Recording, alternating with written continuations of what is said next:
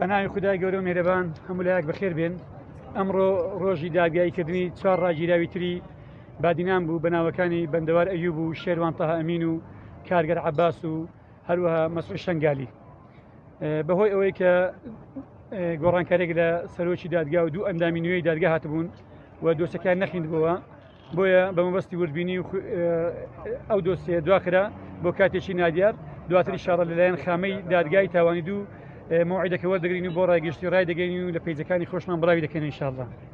ئەوەی کە جێگای سەرنجە کە دەبێت بۆ هەموو لایەکی باز بکەم، ڕاگیراوان زۆر بێزارن، زۆر بێتاقەت بوون و لەو دقەی لە پێش سەرۆکی دادگا و ئەندامانی دەدگە بڕیاری مانگرتنیاندا و وتیان مانگرتنەکەش ناشێنین.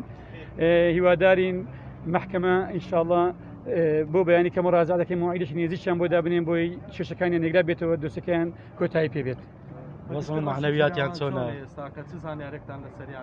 والله بەپێی ئەو قسەی کە لەگەڵ ئێمەیان کرد وەزیان زۆر خراپە. تەعاملی کارمەندانی ئاسایش لەگەڵیان دیارە بەپێی قسەکانی وان کە ئێمەیان باس کرد، تەعاملیان زۆر لەگەڵیان خراپە کە ئەوش جێگای داخ و ئەسەفە، ئەوانە دیلن، ئەوانە ڕاگیراون لە بەردەستیان، حەقوێنێ بەو شێوەیە مامەڵیان لەگەڵ بکەن، ئەوانە کوڕی ئەو وڵاتینە، ئەو نیشتیمانەینە، مەفروزە ڕێگای ئەویان پێ بدەن کە تەلەفۆن لەگەڵ کەسوکاریان بکەن، ڕێگای ئەویان پێ بدەن کە لەگەڵ ئێمە ئەمە ببینن، کەسی خۆیان ببینن. بەداخەوە ئەو ئەوانە کۆمەڵک ڕێگری هەیە کە ئاسایش دەکەرەوەوانە هەمووی پێچەوانەی مافەکانی مرۆڤ و دەستوری عێراق و هەموو یاساکانی ئاسمانی و زەمینیە.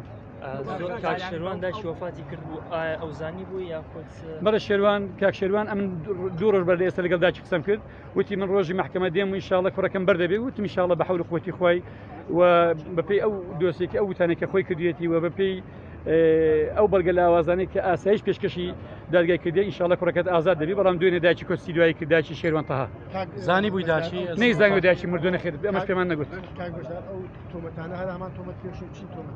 هەمانە تۆمەتانێک کە پێشتر باسمان کرد کە گویا ئەوانە یوسیتان ڕێکخرا و دروست بکەن و گروپ دروست بکەن بۆ تێکدان و ئاسایشی هەرێمی کوردستان، کە تیوانیە ئەمان هەمیان خەڵکی ئازادی خوازن و هەمویان مەسەن لە بنمونە دەڵێن پرۆژەیان داوەتە قونسولی ئەمریکی و بۆ تێکدانی ئاسایشی هەرێمی کوردستان. پرۆژەکەیوان بریتی بۆ لە تێکەڵکردنەوەی ئافرەتانی ئێزدی بە کۆمەلگا، ئەو نازانەوە تێکدێکی نیشتیمانی تێدایە ئەو پرۆژەیە، ئەو یەک لەو بەڵگانێکی ئاسایش شتازانی ئاسایی کەسێک داچی بمرێ نەزانێ لەبەر وڵی ئەمە پێمان نەگوتی تر ڕەنگە ئەگەر خۆی متابعی ئەعلام بکاتنەوە ئەکید ڕەنگە بزانێ لەمە دووە. ئەمە پێمان ئەو دوا قسنانە چیتان پێ دەڵێەوە ینی ئەزمونتانێ لە ناو محکەمە، یعنی بۆ ئەو کەیسانە کەسی تری شێ باماشەوە دوا بخرێ جۆیەکە لە کات بەسەر بردن. کاک فەرمان بەنسبەت دواخستنەکان هەندێک حالەتی ئاساییە، مەسە دوو حاکمی نوێ هاتوونە، ئەوان نازانن ئەو دۆسیە چی تێدایە، نایخوێندێتەوە. باشە کەسێک حاکمێک کە دۆسیەکی نەخوێندێتەوە چۆن داخلی پرۆسەیەکی دادگایکردن بێ. و پەرلەمانتارەکان، ڕێکخراوەکانی ڕۆژنامەنووسان و